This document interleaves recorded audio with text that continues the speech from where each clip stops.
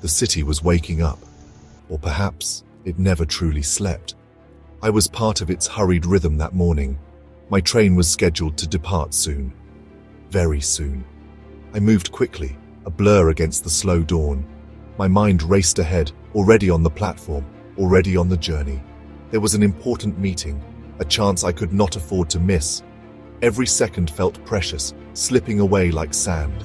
I clutched my bag, a briefcase really, filled with papers and hopes. The station loomed closer, then a sudden cold dread.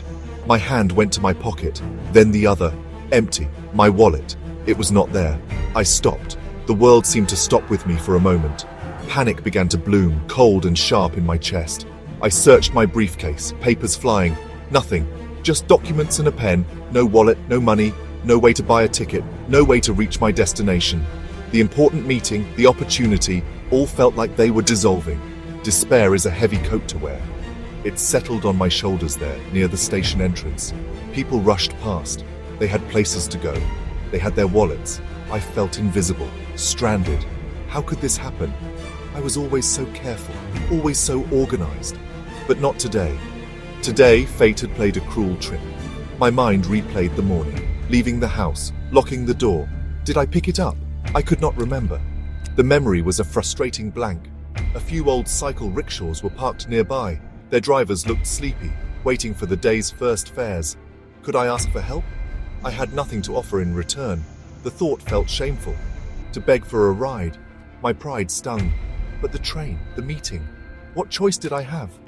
The station clock ticked loudly, each tick a reminder of my shrinking window of opportunity. I had to do something.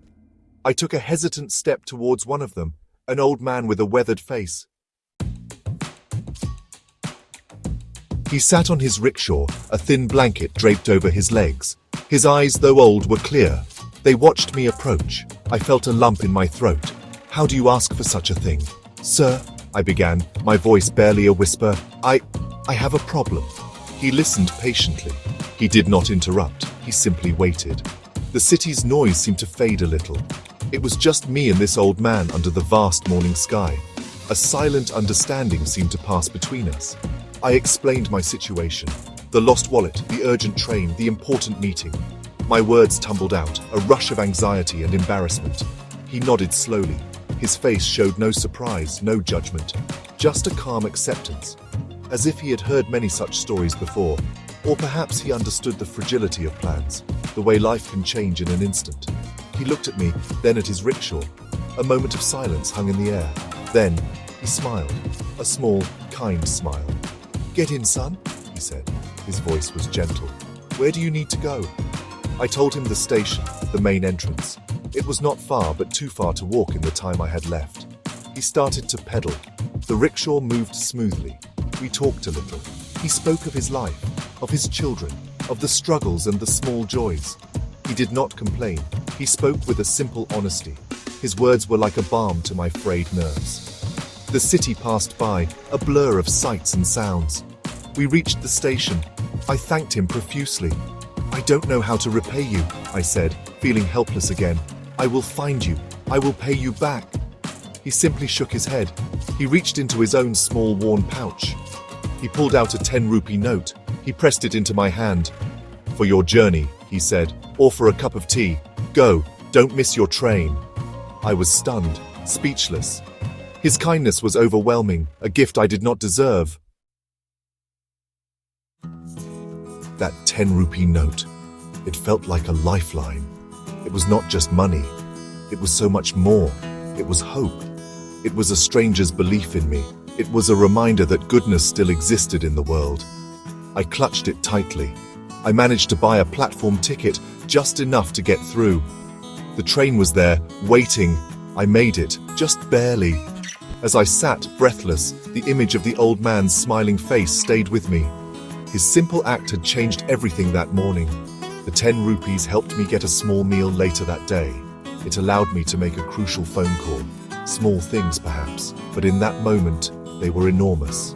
That small amount of money, given with such generosity, kept me going. It fueled not just my body, but my spirit. It taught me a lesson more valuable than any I had learned in a classroom. A lesson about humanity, about unexpected grace. It became a symbol, a promise to myself. I did well in that meeting. Perhaps the morning's turmoil had sharpened my focus, or perhaps the rickshaw driver's kindness had given me a sense of calm, a sense of perspective. Life throws challenges, but it also throws moments of unexpected connection. I worked hard after that day, very hard. I was driven. I wanted to build something, not just for myself, but to be in a position where I, too, could offer a helping hand. The memory of that 10 rupee note was a constant motivation. Years passed. I found success, more than I had ever dreamed of. I never forgot that morning. I never forgot the old man. I looked for him sometimes, on visits to that part of the city, but I never found him. His face, his kindness remained etched in my memory. The 10 rupees were long spent, but their value, their impact, continued to grow. It was a seed planted in my soul, a seed of gratitude and a desire to reciprocate. One evening, years later, I was leaving my office. It was late. I saw a young man. He was standing near a bus stop. He looked distressed. He was pacing. He ran his hands through his hair. There was a look of panic on his face, a familiar look. It reminded me of myself all those years ago. That same helplessness, that same quiet desperation. My heart went out to him. I knew that feeling, the world closing in. I approached him, gently. "Are you all right?" I asked. He looked up, startled. His eyes were wide with worry. He told me his story. He had come to the city for a job interview. He had lost his wallet. He had no money for the bus fare home. He was stranded, just like I had been. The parallels were unmistakable. It felt like life was offering me a chance to complete a circle, to pass on the kindness I had once received. I listened to his story. I remembered the old rickshaw driver, his calm voice, his understanding eyes. I tried to offer the same comfort to this young man. I told him it would be okay. I took him to a nearby restaurant. We shared a meal. He talked about his hopes, his dreams, his fears. I just listened. Sometimes that is the greatest gift you can give someone. An ear that truly hears, a heart that understands. When we finished, I gave him enough money for his bus ticket, and a little extra. More than 10 rupees, of course. But the spirit was the same. He was overcome with relief, with gratitude. "How can I ever repay you?" he asked. I smiled. I told him about an old rickshaw driver and a 10 rupee note that changed my life. "Just pay it forward someday," I said. When you see someone else in need, kindness is a gift. It keeps on giving. It ripples outward, touching lives in ways we may never fully know.